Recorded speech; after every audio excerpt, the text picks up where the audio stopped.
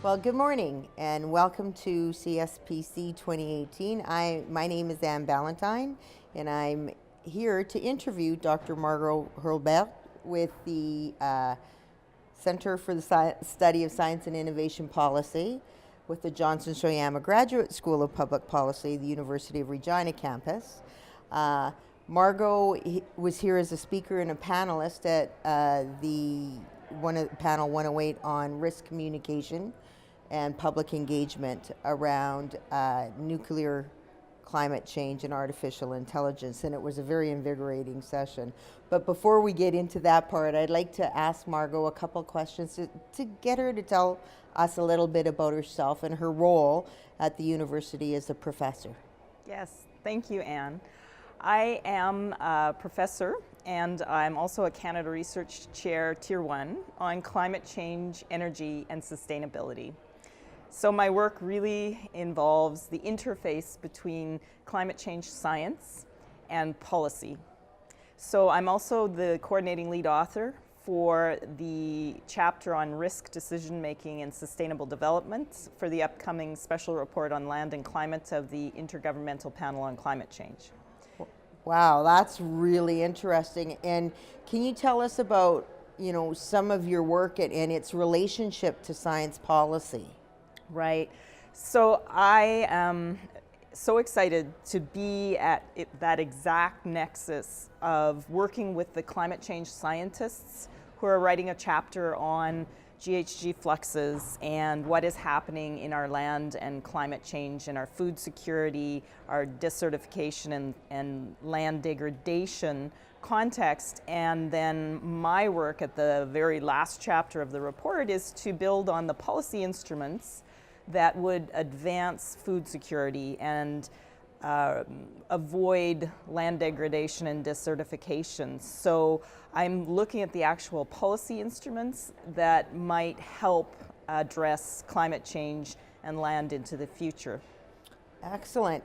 And is there a way where people can find out more about some of the interesting and the most recent work that you've been doing? Oh, absolutely. All they have to do is Google my name, Margot Hurlbert, and Johnson Shoyama, and I have a homepage there that lists most of my publication or my recent publications, and contact information is there as well. Okay. And so as part of your role as a Tier 1 Canada Research Chair in, you said, climate change, energy, including nuclear science and technology, yes. And sustainability, how does that relate? How does your work sort of relate to some of the outreach activities and the world of science policy development? Right, so my research is actually working with people and communities around what type of change we need to have zero carbon by 2050 and be very fast approaching it by 2030. So nuclear technologies and carbon capture sequestration are key in some of the scenarios of achieving zero carbon by 2030 and 2050. And I mean this in a holistic manner where all our industrial processes, all the remaining oil and gas that we have to have for medical or other sectors are zero carbon. So we need to start having respectful discussions as scientists and include people in those discussions so that they understand what this world is going to or could look like in order to achieve zero carbon. And that's very much related to the dimensions and what you brought to the panel on risk communication. How do we communicate these challenges and opportunities to the public in a way that they can understand and appreciate? How did that panel go? What was sort of some of the outcomes around those areas that you guys discussed?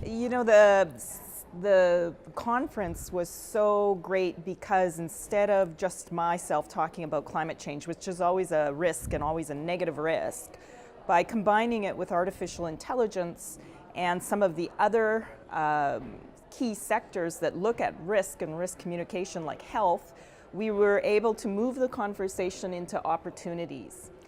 right? And often in the climate change discussion, it's very hard to talk as Canada about climate change opportunities because people think we're not serious about mitigation.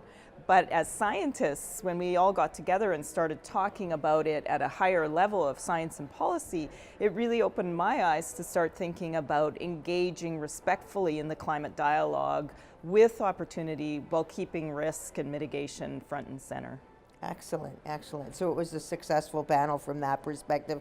And I understand that you had some interaction going with the audience as participants in answering, sort of getting their perspective on some of what those risks were and how do you communicate to the layperson what those, opportunities are. Right, so we had some really cool software going where the audience could express their opinions, and the Poll Anywhere software was showing the results of what the audience, and there was over 120 of them, were thinking about the key risks that we were talking about.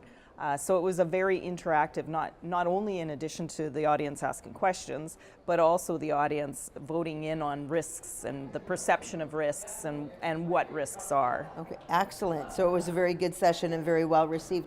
I have one final question for you, Margot. What do you see as the value of the Canadian Science Policy Conference, and what does it bring?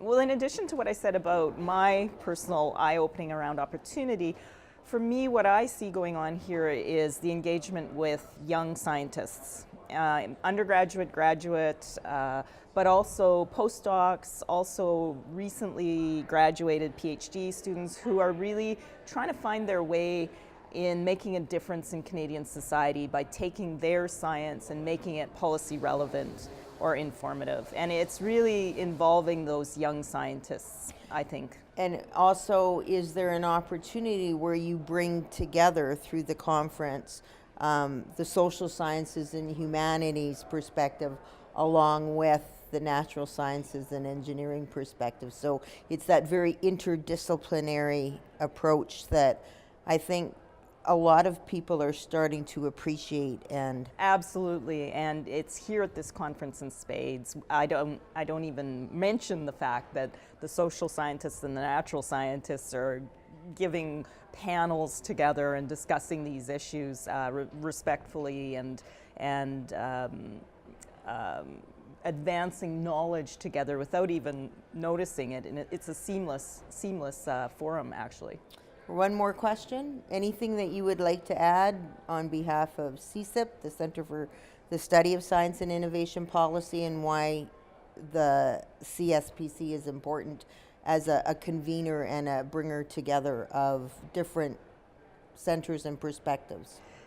Yes, like CSIP, I think I really engage with this conference because CSIP's mandate is so close to this conference. So I'd like to just thank people like yourself, Anne Ballantyne, for organizing the conference and for involving CSIP in the conference. I think the goals of CSIP really align with this conference, and I just look forward to future participation. Well, thank you very much, and I'm sure that our audience will be happy to look you up and see what else they can learn. Thank you very much for today. Thank you, Anne.